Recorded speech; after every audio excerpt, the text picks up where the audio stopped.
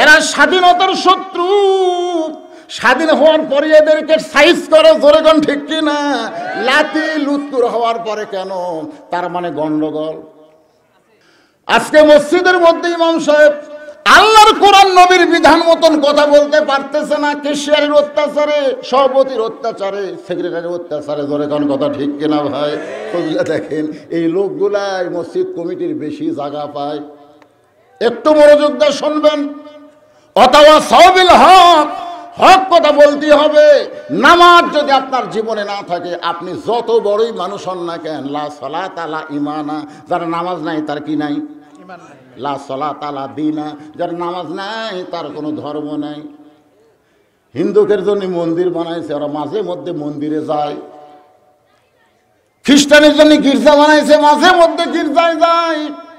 ইহুদির জন্য প্যাগোড়া বানাইছে, মাঝে মধ্যে প্যাগোড়ায় যায়। কিন্তু মুসলমানের মধ্যে এমন নামধারী মুসলমান এত বড় হইয়া গেছে, এখন পর্যন্ত মসজিদের মধ্যে ঢোকে না। আছে না নাই? জোরে কোন আছে না নাই? একটু মনোযোগ দিয়ে শুনবেন। মাগরিবে 3 রাকাত নামাজ পড়লে আমাদের কতটুকু লাভ হবে এটা বোঝানোর জন্য বলতেছি। ইয়াকুব নবী আল্লাহর কাছে কাঁদতেছে, আল্লাহ আমার 2টা সন্তান এত ভালো, আর এই 10টা খারাপ কেন হলো? আল্লাহ বলে, ইয়াকুব রে, সন্তান ভালো মন্দ হওয়ার পেছনে তোমার কোনো দোষ নাই, দোষ হলো তোমার বইয়ের।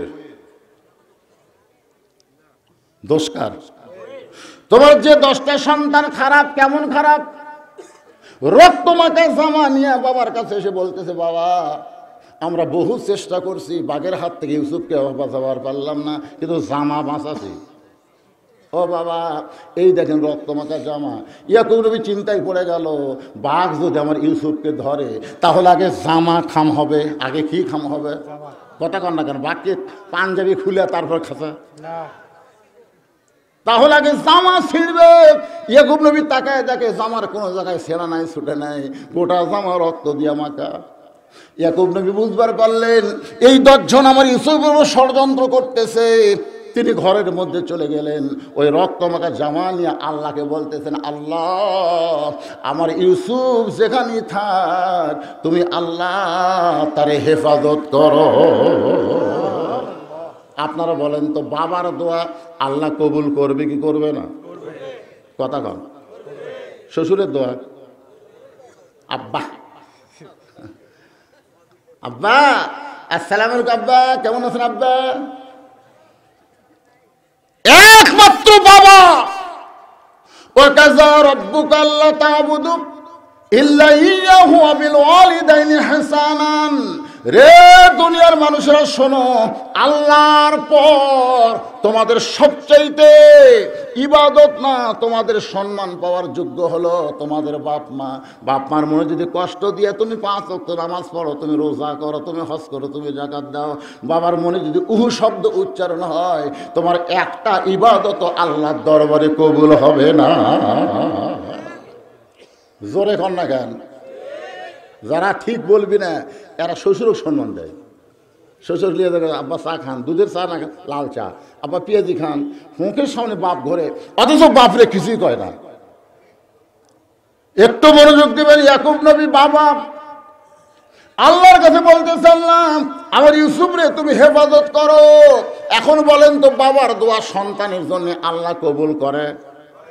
দোয়া যদি কবুল করে তাহলে গড় দোয়া এটা করে না? আপনারা কারা কারা বাবার অন্তরে কষ্ট দিয়েছেন, বাবার মনে কষ্ট দিয়েছেন? এই সন্তানগুলো যদি এখানে থাকেন আর বাবা যদি মারা যায়, আপনি যতই চেষ্টা করেন আপনি জান্নাতের ঢপ দেখতে পারবেন, কিন্তু ভিতরে ঢুকতে পারবেন না।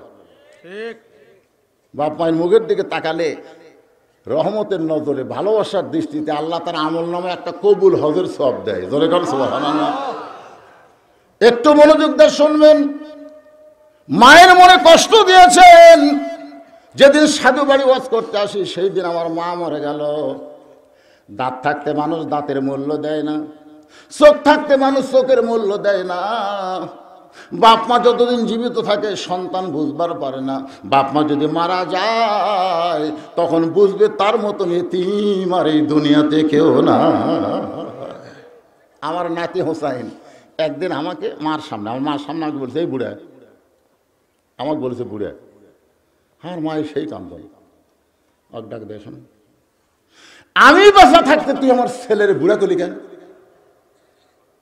তখন আমার এই নাতি হোসেন বলতেছে, এমনি এমনি কইছি, খবরদার আমি বাসা থাকা অবস্থায় আমার সন্তানকে কেউ বুড়া হবে না। আমার মা যেদিন মারা গেছে সেদিন থেকে বুঝলাম এখন আমার বুড়া করে আর কোনো সমস্যা নেই, বাদী হওয়ারও কেউ নেই। কথা কন না কেন ভাই? একটু মনোযোগ দিয়ে শুনবে, ইয়াকুব নবীর দোয়া আল্লাহ কবুল করেছে। ওরা 10 ভাই ইউসুফরে কুয়ার মধ্যে ফেলা দিয়েছে। ওই রাস্তা দিয়ে বণিক যাওয়ার সময় তাদের তৃষ্ণা লাগছে পানি পান করার জন্য কূপের কাছে। আয়েশা দেখে কূপের মধ্যে চাঁদের চাইতেও সুন্দর একজন ফুটফুটা বাচ্চা পড়ে আছে। সুবহানাল্লাহ। ইউসুফ নবী কেমন সুন্দর, আরে বাবা সেই সুন্দর। এখন ইউসুফরে পানি পান না করে উঠানোর জন্য এরা ব্যস্ত হয়ে গেল। ইউসুফ উপরে উঠে দেখে ওরে বাবা হাত বাঁধিছে পাও বাঁধিছে, ওটি মরিয়ে পচে যেত কিন্তু উঠতে পারতো না। এখন প্রত্যেকটা বণিক কয় আমি নিব, এত সুন্দর সন্তান আমি নিব, সবাই কয় আমি নিব। বণিকের সর্দার বলতেছে তাহলে এক টুকরা টুকরা করে ভাগ করি। তখন বলে টুকরা টুকরা করে ভাগ করে নিয়ে তো লাভ নেই। বণিকের সর্দার বলে তাহলে সবাই যখন নিবার চাও তাহলে এক বাজারে বিক্রি করি, এক বাজারে বিক্রি করে যে টাকা হবে সেই টাকা আমরা 10 জন ভাগ করে নেব, অসুবিধা আছে? সর্দারের কথা মানে ইউসুফকে নিয়ে গেল বাজারে। মানুষ কিনা বেচা হয় সেই বাজারে ইউসুফ নবী। ওই বাজারে 2 জন খরিদ্দার ঘুরতেছে, একটা হলো নারী আর একটা হলো পুরুষ। নারীর নাম হলো জুলাইখা আর পুরুষের নাম হলো আজিজ মিসর। 25 বছর হলো বিয়ে করছে কিন্তু বাচ্চা হয় না। একটা মেয়ে মানুষকে আপনি 3 তলা বাড়ি করে দেন, 7 তলা বাড়ি করে দেন, কিন্তু কোলের মধ্যে একটা সন্তান যদি দিবার না পারেন, আপনি 10 ভরি সোনার মালার গলার দেন, ওই খালি কানবার বলবে এগুলো আমার দরকার নাই, আমি একটা বাচ্চা চাই। মেয়েরা হলো মাতৃত্বে খুশি, জোরে কোন কথা ঠিক কিনা? মা হবার না পারলে কি যে কষ্ট মেয়েদের হয়, সেই কষ্ট নিয়ে জুলাইখা ঘুরতেছে। ইউসুফের সামনে দাঁড়ায় জুলাইখা বলতে, স্বামী গো এই সন্তানটা আমার পছন্দ হয়েছে, একে আমি নিবার চাই, একে আমি। সঙ্গে সঙ্গে বণিকের সর্দার মুচকি মুচকি হাসতেছে। অন্য বণিক বলে হাসেন কেন? বলে মেয়ে মানুষ যখন কাউরে পছন্দ করে তখন তার দাম 10 গুণ বেশি হয়। মেয়ে মানুষকে নিয়ে তখন মার্কেটে যান না।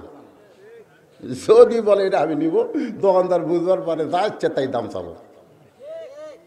দাম হলো 500, দাম চাই 5000। তখন মেয়ে লাগা 5000 টাকা হয়। তখন বলে আপা, যদি আপা ডাকে আর ভাবি ডাকে তাহলে বুঝছেন মরছেন, আর যদি চাচি বা খালা ডাকে তাহলে বুঝবেন কিছু ছাড় পাবেন। যদি বলে আপা ঠিক আছে আপনি 500 কম দেন, 500 দেবো না, আমি 1000 কম দেবো, 4000 এক পয়সা বেশি দিতে পারবো না। স্বামী খেলো মোট কামড়ায় কয় 500 টাকা দাম রে। বউ কয় এই জন্যই তো তোমাকে আমি পাঠাই না, তুমি আলে 5000 টাকা লাগতো, আমার কারণে 1000 টাকা কমিয়েছে। দোকানদার কয় 3500 টাকা আমার লাভ আছে, 3500। মরদ মানুষ আপনি বউ নিয়ে মার্কেটে যান, আপনার শরম করে না? আমার বউরা মাঝে মধ্যে কয় আমার জিনিস একটা আমি দেখে শুনে কিনবার চাই। আমি বললাম মার্কেটে যাওয়া ভূতে খাবা। বলে ভূতে কি? বলে মরদের মার্কেটে মেয়েরা গেলে পুরুষ মানুষ তো ভূতে মারবি। এখন নারীদের মার্কেটে যাওয়ার পরিবেশ নাই, কিন্তু যেদিন পর্দার আইন চালু হবে বাংলাদেশের মেয়েরা মার্কেট করতে পারবে। মেয়েদের জন্য মেয়েরাই দোকানদার, মেয়েরাই কর্মচারী, মেয়েরাই খরিদ্দার। জোরে কোন কথা ঠিক কিনা?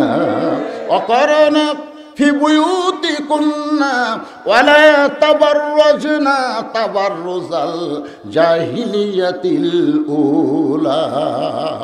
মুদ্রাতে কিনে জুলাইখার কোলে তুলে দিয়েছে, জুলাইখা লালন পালন করতেছে। সুবহানাল্লাহ কোন আদর্শ হাতে জুলাইখা ইউসুফরে লালন পালন করতে করতে এক সময় ইউসুফ সাবালক, একটা বালক সাবালক না হওয়া পর্যন্ত একজন পরপুরুষের কাছে ঘুম পাড়া জায়েজ নাই। আমার কথা কি বুঝলেন? একটা বালক সাবালক না হওয়া পর্যন্ত একটা পরপুরুষের কাছে ঘুম পাড়া, কথা জোরে কয় না রে, শয়তান হয়তো বলবে মিন শারিল ওয়াসওয়াসিল খান্নাস। আর মুখত হাত দে, মুখত হাত দে দেখবি মেয়া না মরদ বোঝা যাচ্ছে না। আসলে না বালক কি বোঝা যাবে? দাড়ি নাই, মুছ নাই, তেল ঢেলা মুখ। এই জন্যেই একটা পরপুরুষের কাছে একটা না বালক ঘুম পড়া যাবে না। রাতের অন্ধকারে ওরে বালিকা মনে করে কাম সারবার পারে। ধরে কোনো কথা কর না কেন? ইসলাম কত সুন্দর। এতদিন ইউসুফ না বালেক ছিল, আজকে বালেক। মুছ গজাইছে, দাড়ি গজাইছে। যখন যেইটা লাগবে কান্দার কারণ হয় বুড়া বুড়ি। ওই বুড়া বুড়ি তোমার মার বাপ, আমার কলিজাটা আগুন ধরে দিস। তুমি যদি বুড়া বুড়ির সাথে থাকতে চাও তাহলে আল্লাহর রাস্তায় আমাকে তালাক দাও। আর যদি হামাকলে থাকতে চাও তাহলে বুড়া বুড়ির বাদ দেওয়া লাগবে। আমা আলাইনা ইল্লাল বালাক। এখন তুমি বলো কোনটা আমল করবে? স্বামী এখন চিন্তা করতেছে, তুই অভিনয় করতেছ, তোর লাগাল বউ রাস্তার ঘুরতে ধরে, এই মরদ মানুষ, তুই ছাড়া দিলে সকালে বিকালে বিয়ে করো, মরে গেলে তো সবাই বলিবার ভাগ্য ভালো রে, জোয়ান বয়সে বউ মরছে। জোরে কোন কথা ঠিক। আর একটা টেস্ট করা হবে। লাভ ধরে বলতেছে তুই তালাক, তোর মাও তালাক, তোর 14 গোষ্ঠী তালাক। দরকার বউ ছাড়া দিব, এক মুহূর্তের জন্য বাপ মায়ের বিরুদ্ধে কথা শুনবো না। তোর কথা কর না, কথা কর না। অভিনয়, কত অভিনয় শিখছে এরা। জলাইখা রাজ দরবারে গিয়ে সেই কান্না। রাজ দরবারের বিচারক গুলো বলে, ওগো প্রধানমন্ত্রীর বিবি জুলাইখা, আপনি এমন করে কান্দেন কেন? জুলাইখা বলছে যে বহু কষ্টে আমার ইজ্জত বাঁচাইছি, বহু কষ্টে আমার ইজ্জত বাঁচাইছি। ইসু আমাকে অ্যাটেন্ড টু ধর্ষণ, মানে ধর্ষণ করবারই চাইছিল, কিন্তু বহু কষ্টে আমার ইজ্জত বাঁচাইছি। আমি ওই ধর্ষকের বিরুদ্ধে বিচার চাই। সমস্ত বিচারক বলে, জুলাইখা কোনো টেনশন করবেন না, বিচার হবে কোনো তদন্ত না করে। পরদিন সকালবেলা ইউসুফকে নিয়ে আসে রাজ দরবারে, বিশাল আঙ্গিনায় হাজার হাজার মানুষ দেখতে পারাইছে। সবাই চিন্তা করতেছে যাই মা হয়ে লালন পালন করলো, সেই মাকে যে বদমাইশ ধর্ষণ করবার চায়, ওর চেহারা খালি একবার যায় দেখবো। এই দেখার নিয়তে সবাই এসে দেখে পূর্ণিমার চাঁদের চাইতে সুন্দর একজন যুবক আসামির কাঠগড়ায় দাঁড়িয়ে আছে। সবাই বলতেছি এত সুন্দর একজন সুপুরুষ, ওই বুড়ি ধর্ষণ করবি? ওর ঢপ নাই, চেহারা নাই, কি কান, মাথায় টুপি, কপালত নামাজের কড়া, মুকুট দাড়ি, জুব্বা পরে, হায় হায় কত বছর কোরআনে তাফসির করলো। এই মানুষ আবার ধর্ষক, এই মানুষ আবার নারী নির্যাতন করে, এই মানুষ আবার বাড়ি ঘর পুড়ে দেয়। কি কন, একবার চেহারা দেখলে কি কথা কর না কেন ভাই? সমস্ত লোক ইউসুফের দিকে তাকায় বলতেছে এত সুন্দর একজন মানুষ, এই মানুষটা কোনোদিন ধর্ষক হতে পারে না। কিন্তু কি করবে? বিচারপতি বলতেছে, রে ইউসুফ, এত বড় নিমক হারাম তুমি কেন হইলা? যে তোমাকে মা হয়ে সন্তানের মতন লালন পালন করছে, সেই মারে তুমি ধর্ষণ করবার গেলে, তুমি এত বড় নিমক হারাম কেন? এমন সময় ইউসুফ নবী কাঁদতেছে। ইউসুফ নবী কি কাঁদতেছে? বাজানকে একটু মনোযোগ দিয়ে শুনবেন। গানটা হলো দয়ালের গান, কিন্তু গানটার মধ্যে খুব সুন্দর কথা আছে। গিয়াছিলাম ভবের বাজারে, ছয় চোরাতে চুরি কইরা আল্লাহ ধরলো আমারে। যারা চুরি করলো খালাস পাইল, আমায় দিল জেলখানা। আল্লাহ উপায় বলো না, জনম দুঃখী কপাল পোড়া নবী ইউসুফ একজনা। বিনা দোষেই দোষী কইরা, বিনা দোষে দোষী কইরা দিল জেলখানা। এই দুনিয়ার কপাল পোড়া নবী ইউসুফ একজন। আল্লাহ কা ইউসুফ রে, তুই কান্দিস না রে, কান্দিস না। এমন সময় একটা কোলের বাচ্চা, কোন কিতাবে লেখছে 4 মাস, কোন কিতাবে লেখছে 2.5 মাস।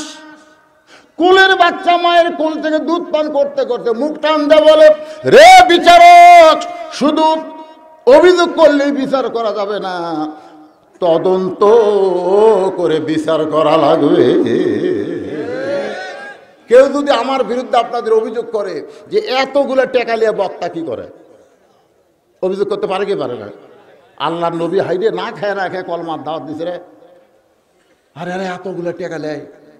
আপনারা বলেন তো কলেমার দাওয়াত দিয়ে কোনো বক্তা টাকা নেওয়া যায় আছে না? কলেমার দাওয়াত মানে ঈমান গ্রহণই করেনি, তাকে কলেমার দাওয়াত দেয় একটা টাকা নেওয়া হারাম। কিন্তু কলেমা গ্রহণ করার পরে তাকে যদি তালিম দেয়, এই তালিমের বিনিময়ে হাদিয়া নেওয়া যায় আছে। আমরা কোনো হিন্দুর কাছে গিয়ে ওয়াজ করতেছি? আপনারা যারা আছেন সবাই কি কথা কন না কেন? সবাই কি? তাহলে আপনাকে কি আমি কলেমার দাওয়াত দিচ্ছি না ঈমান গ্রহণ করার পরে নামাজের কথা বলতেছি? নামাজ কি ঈমানের আগে না পরে?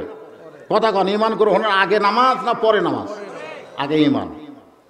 একটু মনোযোগ দিয়ে শুনবেন। ছোট্ট বাচ্চা বলতেছে, রে বিচারকেরা, অভিযোগ করলে বিচার করা যাবে না, তদন্ত করো। বিচারকেরা বলে কে কথা কয় রে? কে কথা কয় রে? দেখা যায় না। এমন সময় মা নিয়ে যা বলতেছে, হুজুর এই ছোট বাচ্চা মাত্র 2 মাস বয়স, 2 মাস আগে দুনিয়াতে আইছে, সেই বাচ্চা কথা বলতেছে। বিচারক বলে সবার সামনে বাচ্চাকে ধরো। এবার বাচ্চার উপর করে ধরেছে, এইভাবে উপর দিকে বাচ্চা বলতেছে, তদন্ত করে দেখো ইউসুফের জামার সামনে যদি ছেড়ে তাহলে ইউসুফ দোষী, কারণ জুলাইকাকে ধরবার গেছিল, জুলাইকা বাঁচার জন্য জামার সামনে ছিঁড়ে ফানাফাট করে দিছে। আর যদি পিছন দিকে ছেড়ে যায় তাহলে বুঝবা জুলাইকা দোষী, কারণ ইউসুফ অন্যায় করবে না, পালাবার চায়, আর জুলাইকা তাকে জোর করে আটকাবার চায়। এখন তদন্ত করে দেখো তো জামার সামনে ছেঁড়া না পেছনে ছেঁড়া? না না না, তদন্ত করবে বিচারকেরা। বিচারকেরা সবাই তদন্ত করতেছে। তদন্ত করে দেখে জামার সামনে ছেঁড়া তো দূরের কথা, কোনো ময়লাও পর্যন্ত লাগে নাই, আর পিছন দিকে জামা ছিঁড়া ফানাফাট হয়ে গেছে। সমস্ত বিচারক চোখ বন্ধ করে চিন্তা করতেছে, ইউসুফ তুমি নির্দোষী, কিন্তু আমরা জবান খুলবার পারতেছি না রে, আমরা চাপে পড়েছি। ইউসুফ তুমি কি কথা কয় না? কারণ সামনে কি কিছুই হয়নি, আর পিছন দিকে ছেড়ে গেছে রে। ইউসুফ রে তুই নির্দোষী রে, কিন্তু আমরা জবান খুলবার পারতেছি না রে ভাই, আমরা চাপত পড়েছি রে। এমন চাপ বিচারক মারতে ভাই, নির্দোষীগুলা দোষী হয়ে গেছে, আর দোষীগুলা সব খালাস হচ্ছে। জোরে করবে, এর নাম হলো চাপ। চাপ কিসের চাপ? প্রধানমন্ত্রীর বউ হলো জুলাইখা, সেই জুলাইখা অভিযোগ করেছে, প্রধানমন্ত্রী অভিযোগ করেছে। এখন যদি বলি নির্দোষী, তাহলে আমাকে বিচারকের পদ, কথা কয় না, বিচারকের পদ রাখার জন্য, পদ ধরে রাখার জন্য এখন প্রধান বিচারপতি বলে ইউসুফ। স্যার আলী টান দিচ্ছে, জনগণ খালি কান ফেলে আছে, কি কয় ইউসুফ তুমি দোষী। যেই কছে দোষী তখন সবাই কয় কে রে, এটা কি রায় হলো রে? আল্লাহ কোরআনে বলেছে ইন্নামা ইয়াখশাল্লাহ মিন ইবাদিহিল উলামা, বান্দা সুমরা আলেম বান্দারা সবচাইতে আল্লাহকে বেশি ভয় করে। যে আলেম 50 বছর কোরআনে তাফসীর করে সে আলেম আবার ঠিক কি সবাই জানে না? যখন জানে না, যদি দোষীর জানতো তাহলে জানাজা এত মানুষ যেত, পৃথিবীর এত জায়গা জানাজা হতো, যেখানে জানাজা সেখানে লাখ লাখ লোক। ঠিক। হায় হায় রে, মিথ্যা দোষে দোষী হয় ইউসুফ জেলখানা। ইউসুফ কান্দে, আল্লাহ তাই কান্দিস না, বিনা দোষে যারা জেলখানায় রাখবে তার সম্মান দিন দিন বেড়ে যাবে। ঈশ্বর শেখদারক জেলখানাতে রাখছিল, আর সম্মান বাড়িছে না কমিছে? কথা কয় না, কারণ দোষী। আর আমির হামজাক আপনাকে শেরপুর আমাকে বাদ দেয়, আমার কাছে আসে হুজুর আমির হামজার ডেট লাগবে, ভিতরে আসলে সেটাই ভালো রে, বাইরে হয়ে আমাকে খাওয়া মনে হয় বন্ধ হল। আল্লাহ এইরকম যে সমস্ত আলেমেরা বিনা দোষে দোষী হইয়া জেলখানায়, এদের সম্মান আল্লাহ কমাচ্ছে না বাড়াচ্ছে? একবার বার হওয়ার দেরে ভূমিকম্প উঠে যাবি। তোর কোন কথা ঠিক না? এই ছেলেরা, তোমরা নামাজের বা শুনবা না, খাড়া হয়ে থাকতে পারো। এ ফাঁকা হচ্ছে তো, এখন ভিতরে আসো। বেনামাজিরা সব চলে গেছে, এই শালারা যাওয়াই ভালো। কারণ আপনি বিশাল ধানের ঠিক দেখতেছে, লাভ কি? লাভ কি রে? সবগুলো ধান না বাতাস দে, বাতাস দিয়ে দেখ কোনটা ধান কোনটা চিটা পাতান বার কর। বিশাল একটা ফ্যান এনে বাতাস শুরু করছে, চিটা পাতান সব উড়ে উড়ে যায়। এ থাকবো না, ধানের মতনই তো ঢপ। থাকিস না কেরে? ভিতরে মাল নাই, ভিতরে দানা নাই রে, যারকে দানা নাই এই শালারা কোনোদিনও নামাজের ওয়াজ শুনবি না। তোর কোন কথা ঠিক না? কারণ নামাজ নেই, বেঈমান। আর বেঈমানের কোনো ওয়াজ শুনেন? তবে যারা মাগরিব এসে পড়েন নেই, আজ থেকে নিয়ত করেন, আমি ওয়াজ করছি যে মসজিদের উন্নয়ন। মসজিদের উন্নয়ন হলো, মসজিদ খালি সুন্দর করলে হবে না, এই মসজিদে মুসল্লি হওয়া লাগবে। জোরে কোন ঠিক? সেই সাইজ মসজিদ। আমি এশা নামাজ পড়লাম তো কি ঢপ, মসজিদের মেম্বরের দিকে তাকা দেখলাম কলজা ভরে গেল। যা একবারে এই গ্রামের মধ্যে এই সুন্দর একটা মেম্বার বানাচ্ছে এরা। আল্লাহ, মসজিদ যেমন সুন্দর, এই গ্রামের প্রত্যেকটা পুরুষকে তেমন সুন্দর মুসল্লি হিসাবে কবুল করো। জোরে কোন আমিন। জোরে বল আল্লাহুম্মা আমিন। আল্লাহর বান্দার একটু মনোযোগ দেন। মাগরিবের 3 রাকাত নামাজ আমরা কেমনে পাইলাম এটা বলতেছি। এই বলার মধ্যে পুরুষ এবং নারী দুইজনের ওয়াজ চলতেছে। জোরে কোন কথা ঠিক কিনা? জুলাইখা কি নারী, ইউসুফ কি? এখন বাংলাদেশে পুরুষ নির্যাতনের আইন নেই, নারী নির্যাতনের আছে। আপনি সত্যি করে বলেন, আপনারা যারা আমার সামনে বসে আছেন, যারা বিয়ে করছেন তাদেরকে আমি বলতেছি, আপনি ভালো আছেন না নির্যাতনের মধ্যে আছেন? হাইরে সুন্দর করে ডাকতেছি, রোকেয়া কথা কয় না। কে গো লক্ষ্মীটি, রোকেয়া খাতুন কথা কয় না। তৃতীয়বার যখন ডাকছি, কে গো কি হলো, কথা কি? এমন ভাবে চিল্লা উঠছে, মরদ মানুষ ভয়ে 1 গ্লাস পানি খাচ্ছে। তোর কথা ঠিক না? কাহিলে বাহিরে প্রধানমন্ত্রী নারীরা রে, প্রত্যেকটা বাড়িতে একটা করে প্রধানমন্ত্রী হচ্ছে। তোর কোন ঠিক না ভাই? আমার মায়েরা যারা পর্দার অন্তরালে মনে কষ্ট নিয়েন না। ইউসুফ নবী এই জেলখানা থেকে মুক্ত হলেন খাদ্যমন্ত্রী, এক সময় প্রধানমন্ত্রী। এমন সময় ওই 10 ভাই, জোরে বলেন কয় ভাই? ওই 10 ভাই ইউসুফের সামনে দাঁড়ায় বলে, জাহাপনা বড় কষ্টে আপনার কাছে আইছি। ইউসুফ বলতেছে, তোমরা কে গো? তোমাকে তো খুব ভালো দেখতে লাগছে, খুবই সুন্দর লাগছে, তোমরা কে গো?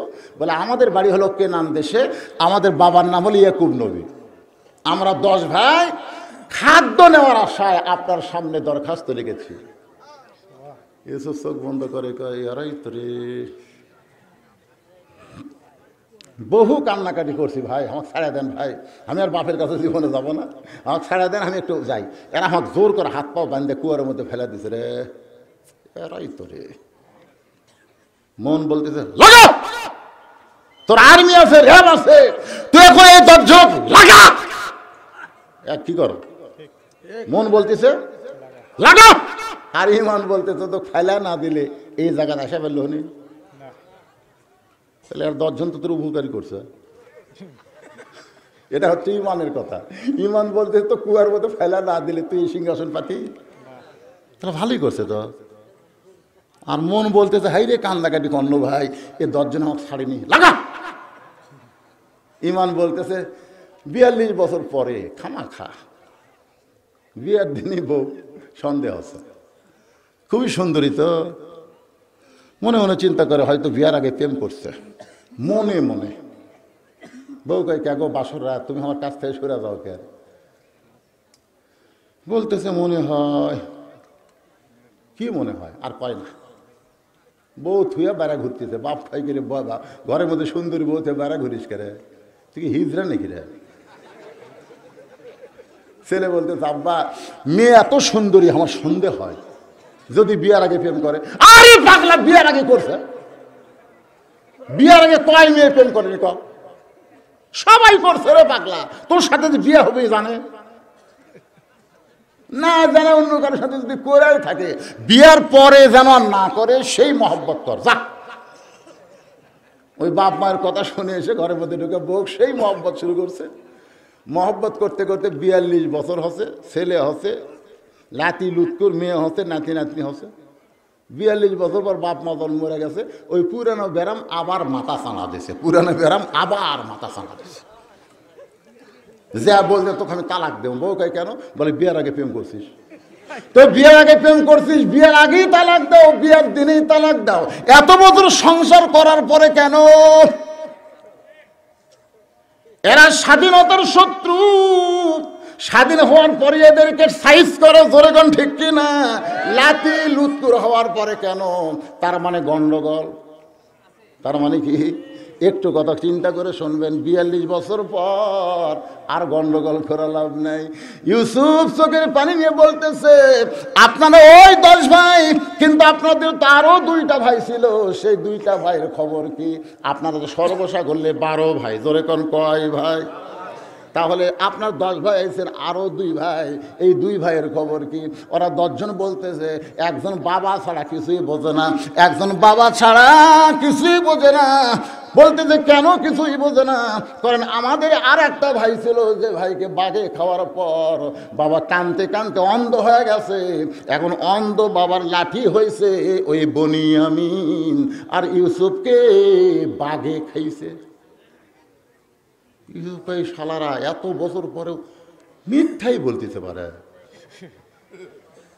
আসলে যাদের মিথ্যা কথা দেওয়া রাজনীতি, তারা কোনোদিন আর সত্যি কথা কওয়া পারবি না। জোরেখন কথা ঠিক না? আর আমাদের রাজনীতি হলো জালিকাল কিতাবু লা রাইবা ফি হুদাল লিল মুত্তাকিন। আল্লাহু আকবার। ইউসুফ বলতেছে ভাগে গেছে, তাহলে আমি কে?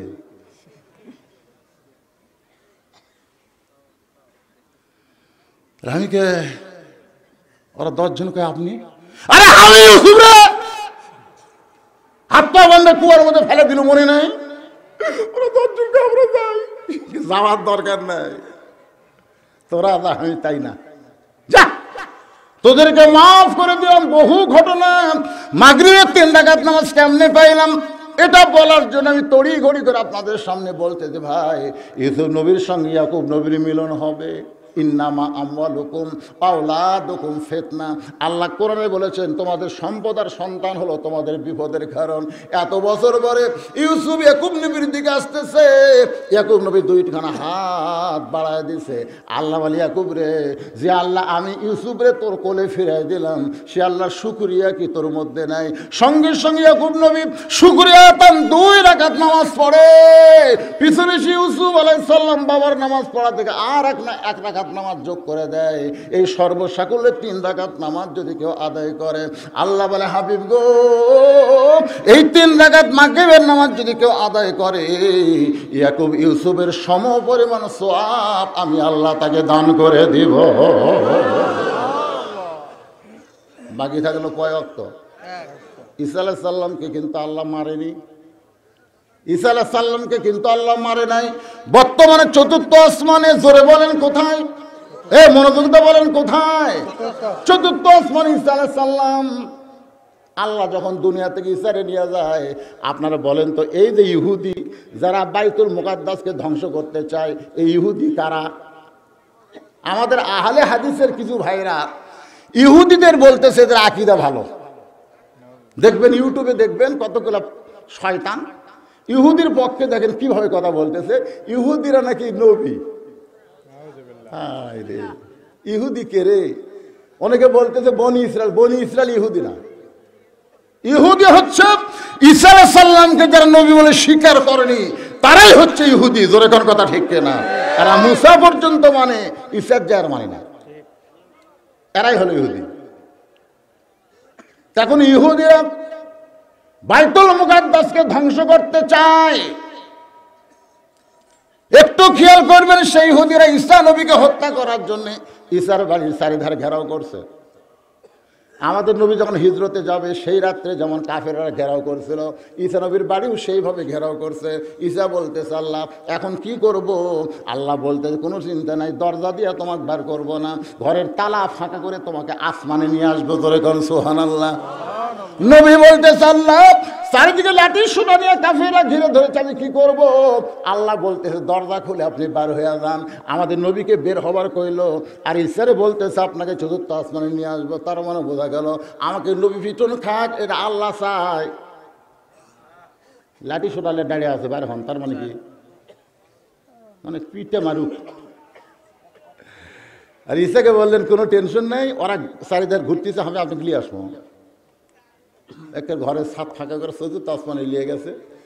ঈসা আলাইহিস সালাম বলতেছে আল্লাহ দুনিয়াতে মানুষ যায় মরার জন্যে, একটা মারাত্মক আছে এখানে আপনাদের খেয়াল করা লাগবে। দুনিয়াতে মানুষ যায় কিসের জন্যে? কথা কয় না রে ভাই, কিসের জন্যে? তাহলে আমরা দুনিয়াতে এসেছি কি বাঁচার জন্যে না মরার জন্যে? তাহলে আমাদের মৃত্যু হবে কার জন্যে? আমরা বাঁচবো কার জন্যে? মাশাআল্লাহ। নামাজের ওয়াজ হচ্ছে, বাঁচা মরার ওয়াজ হচ্ছে। এখন একটা কুরবানি, এখানে কি অনুসুখী, নামাজের পরে কুরবানি। এই কুরবানিটা কি? আর সালাতু খায়রুম মিনান নাম শোনার পরে আপনার জন্য কুরবানি কি? প্রথমে দৌড়ে যায় নামাজ পড়বেন, প্রথমে ল্যাপের হতে উঠে যায় নামাজ। এই ওযু করাটাই কুরবানি রে। শীতের দিনে ঠান্ডা পানি ল্যাপ তোষক ছাড়া বিশাল কুরবানি। কুরবানি মানে হলো ত্যাগ করা, তোষককে লাত্তি মারা, ল্যাপ হাত দিয়ে ফেলে দেওয়া। আর সালাতু খায়রুম নাম শোনার পরে আমার জীবনে যে সবচাইতে বড় কুরবানি হলো তোষকের লাত্তি দিয়ে ল্যাপরে ফেলে দিয়ে ঠান্ডা পানি দিয়ে ওযু করে মসজিদ দিকে রওনা দেওয়া। এর চাইতে বড় কুরবানি গরু কুরবানি না। গরু কুরবানি সুদের উপর দেয়, দেয় না? আমাকে এলাকাতে এক লোক বলতে হুজুর, হ্যাঁ আচ্ছা আমি একটা কুরবানি দেবো, এক শিং লড়তেছে আর এক শিং ভালো আছে, কুরবানি হবি? আমি বললাম কে ভাই এখন কত বাজে? দেখছে আসরের সময় হচ্ছে। হুজুর তুই কি জোহরের নামাজ পড়ছো? না নামাজ পড়িনি। তুই কুরবানি শিং লড়া খাড়া এটা দেখছিস কে? তোর তো কুরবানি হবি না রে। কারণ আগে আল্লাহ নামাজের কথা তারপরে কুরবানির কথা বলতেছে। এখানে আল্লাহ বলে দিয়েছে যার নামাজ নাই তার কুরবানিও নাই। জোরে কারণ তার নামাজ নাই তার কুরবানিও নাই। এখন আপনি নামাজি হয়ে বেনামাজির সাথে কুরবানি দিচ্ছেন, আপনার কুরবানি হবে না। কারণ একজন মুসলমান একজন কাফের ভেকা কোনোদিন কুরবানি হয় না। এখানে কুরবানি মানে শয়তান আপনাকে ধোঁকা দিবে। সবচাইতে বড় ইবাদতের নাম হলো নামাজ।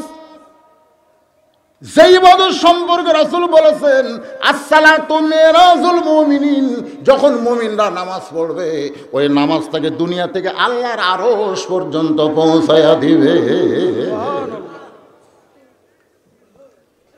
ঈসা বলতেছে আল্লাহ দুনিয়া থেকে আসলাম, আল্লাহ আমার কি মৃত্যু হবে না? আল্লাহ বলতেছেন হবে। শুধু একজনই মরবে না, তিনি কে?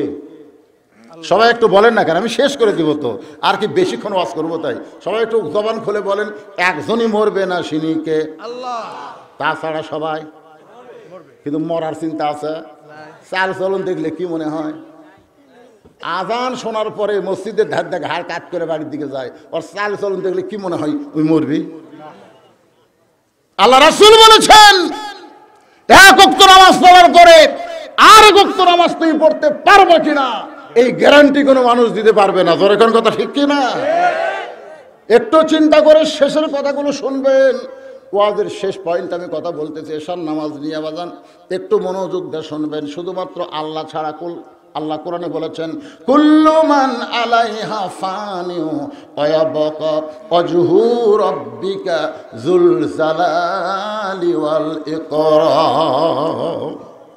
এমনকি যে আজরাইল আমাদের জান কবজ করে ইও কিন্তু মরবে। আপনাদের কি মনে হয় আজরাইল খাই মারবি না মরবে? আজরাইল বলতেছে আল্লাহ আর কেউ নাই। আল্লাহ বলে ভালো করে দেখ, ভালো করে দেখ আছে। আল্লাহকে না আল্লাহ আর কেউ নাই তো, আমি তন্ন তন্ন করে খুঁজেছি আল্লাহ কেউ নাই। আল্লাহ বলতেছে তুই কে? হায় হায় রে আমি খুঁজবার যে আমার কথা মনই নাই। আল্লাহ কয় মর। আপনি মারেন কেন? না তুই যেভাবে জান কবজ করছিস তোর জানটা তুই সেইভাবেই কবজ কর। আজরাইলকে আল্লাহ আমার জান শেষে আমার কবজ করা লাগবে, এটা আগে করলে এই দায়িত্ব আমি নিতাম না। আমি যে করা হোক আপনার কুদরতি পা ধরে হলেও এই মানুষ মারার দায়িত্ব আমি নিতাম না। ঈসা বলতেছে আল্লাহ আমার মৃত্যু কখন হবে? আল্লাহ বলে ঈসা রে তোমাকে আবার দুনিয়াতে প্রেরণ করা হবে। ঈসা বলে নবী করে আবার প্রেরণ করবেন। আল্লাহ বলে নবী না, বিশ্ব নবীর উম্মত করে তোমাকে দুনিয়াতে প্রেরণ করব। যেই সময় বিশ্ব নবীর উম্মত সঙ্গে সঙ্গে ঈসা নবী এক নিয়তে 4 রাকাত সালাতুশ শুকুর বিশ্ব নবীর উম্মত হওয়ার কারণে আদায় করেছে। ওই 4 রাকাত নামাজ আল্লাহর এতই ভালো লাগে, আল্লাহ উম্মতে মুহাম্মাদের জন্য এশার 4 রাকাত ফরজ হিসেবে আল্লাহ দিয়ে দেয়।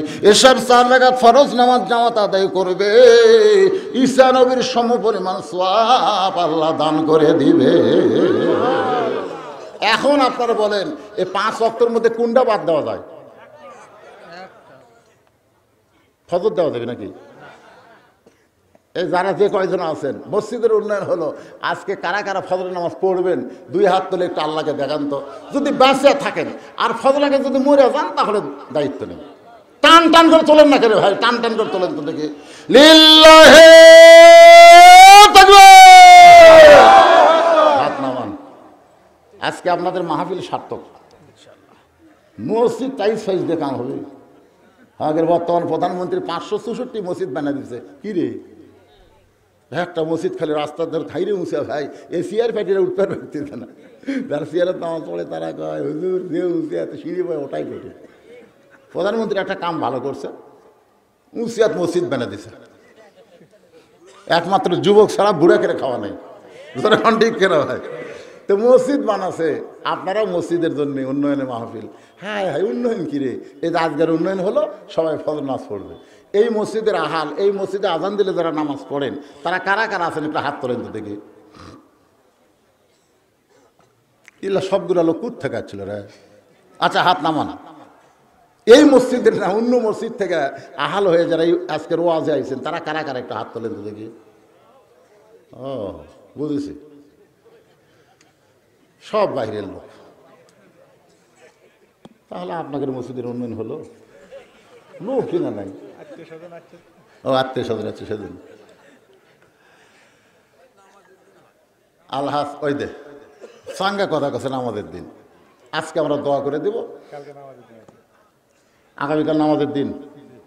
আপনারা বলেন তো 5 ওয়াক্তের মধ্যে জুম্মা আছে নাই? কেন জুম্মার নামাজ আসমানে আল্লাহ দেয়নি, জুম্মার নামাজ আল্লাহ দুনিয়াতে দিছে।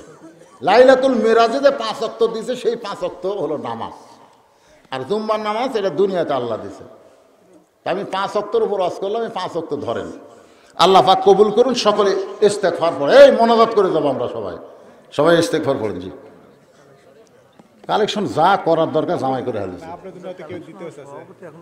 সভাপতি বলেন না বলে এত বসে আছে ভাই, দেন পকেট থেকে দিবেন না বাকি দিবেন, যেটা দিবেন কোন।